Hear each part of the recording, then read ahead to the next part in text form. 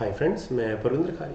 Friends, आज की हमारी वीडियो है एक ऐसे टॉपिक को लेकर जिसके बारे में हम अमूमन ज़्यादा तो नहीं सोचते, लेकिन फिर भी जीवन में कभी ना कभी हमें सोचना पड़ ही जाता है कि आखिर ये यूनिवर्स इस तरह का क्यों है।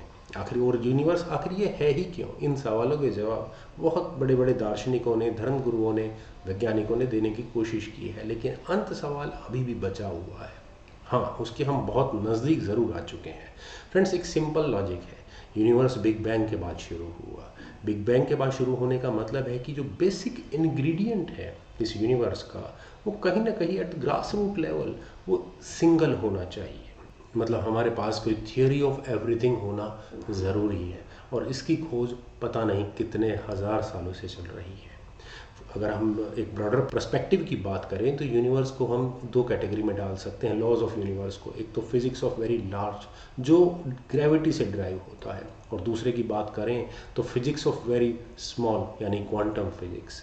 क्वांटम फिजिक्स में तीन तरह के फोर्सेज हैं अमूमन: week force, strong forces and electromagnetic forces. अब चूंकि इस यूनिवर्स की संरचना एक ही इवेंट से हुई है, तो यानी कि ये सभी फोर्सेज कहीं ना कहीं एक सिंगल थियोरी पर ज़रूर आनी चाहिए। अभी तक कोई ऐसा तरीका हमारे पास नहीं था जिससे हम इन सारे फोर्सेस को एक साथ क्लब कर चुके, जब तक ये स्ट्रिंग थ्योरी नहीं आई थी। अब पहले समझते हैं स्ट्रिंग थ्योरी का बेसिक प्रिंसिपल। फ्रेंड्स, यूजुअली हम मानते हैं कि जितने भी एलिमेंट्री पार्टिकल हैं वो एक हार्ड पार्टिकल, एक स्फेरिकल बॉल है।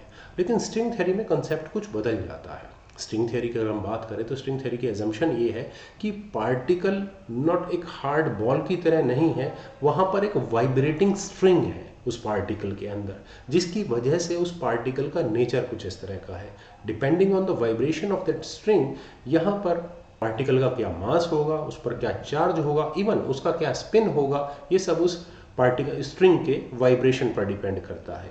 यानी कि हम उस एलिमेंट्री वाइब्रेटिंग स्ट्रिंग तक तो समझ चुके हैं कि आखिर यूनिवर्स का बेसिक इंग्रेडिएंट क्या है। एक ही तरह की स्ट्रिंग अलग अलग पार्टिकल किस तरह से बनाती है, ये ठीक वैसा ही है जैसे अगर हम गिटार लें और गिटार की अलग अलग तारें अलग अलग नोट्स प्रोवाइड करती हैं, वो ठीक उसी तरह से वो अलग अलग वाइब्रेटिंग स्ट्रिंग अलग अलग तरह के पार्टिकल्स बनाती है। एक तरह का वाइब्रेशन इलेक्ट्रॉन बना सकती है, तो दूसरी तरह का वाइब्रेशन शायद क्वार्क बना सकती है। और इसी तरह के मैथमेटिक्स को डेवलप करने के बाद हमें पहली बार ग्रेविटॉन नाम का एक पार्टिकल, थियोरेटिकल पार्टिकल, हमें समझ में आया। ये पार्टिकल मैं थियोरेटिकल क्यों बोल रहा हूँ, क्योंकि अब तक कोई ऑब्जर्वेशनल कन्फर्मेशन नहीं है, अनलेस अनटिल ग्रेविटेशनल वेव्स, जो इसका एक्सपेरिमेंटल कन्फर्मेशन माना जा सकता है।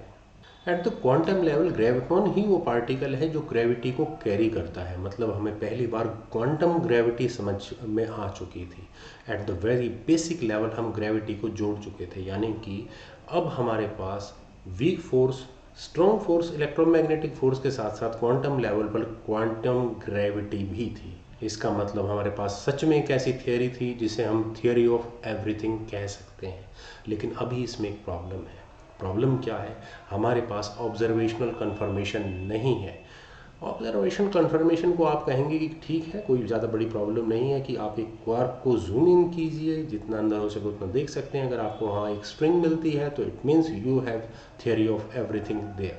लेकिन इसमें प्रॉब्लम ये है कि अगर आप एक एटम को अर्थ के साइज़ का मान लें, तो वहाँ पर स्ट्रिंग आपको सिर्फ 2 इंच बड़ा ही मिलेगा।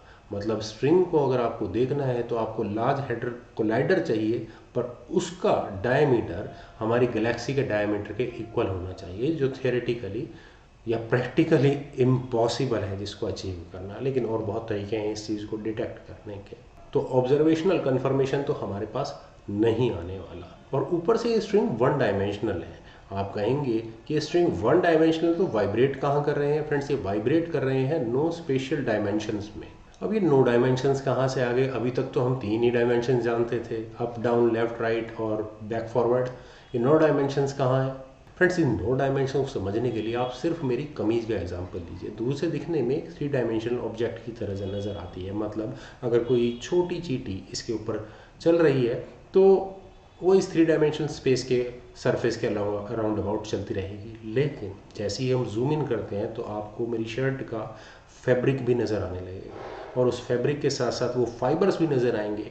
अगर उस फाइबर के लेवल का कोई छोटा चींटी या कोई कीड़ा है तो उस फाइबर के अलोंग भी वो घूम सकता है और मेरी शर्ट के सरफेस के अलाउंग भी।